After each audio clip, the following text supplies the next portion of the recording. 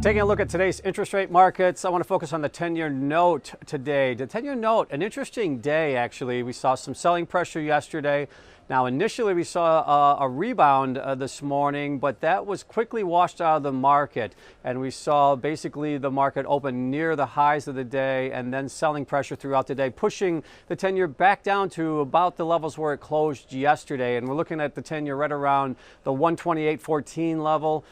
When you look at, again, the price action today, I mentioned that we had some data points, I think, that had an influence on the market. Also, just the sheer fact that we're continuing to see the evolution of the trade situation rolling out, and I think that's creating some downward pressure on the longer end of the curve here. So looking at the data points this morning, we had some numbers coming out.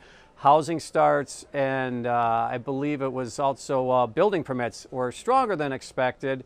We did not see too much of a reaction initially to that, but then we also got some industrial production numbers 45 minutes later that were also stronger than anticipated. And again, a couple of those numbers, which are all a little bit better than anticipated, with the continuation of the trade situation moving in a positive direction. I think that's why we saw some renewed selling pressure on the 10-year throughout the day. Looking at the yields, I want to point out that we saw a pretty decent range today. We did see a range with the low end of the range was 1.852, and then we saw it push all the way up to the 1.894 level. Currently right around the 1.89 level, so just below 1.90, where we have seen that's the higher end of the range really for the last month or so. And so we're holding up there right near the higher end of the range as we continue to see the evolution of the trade situation.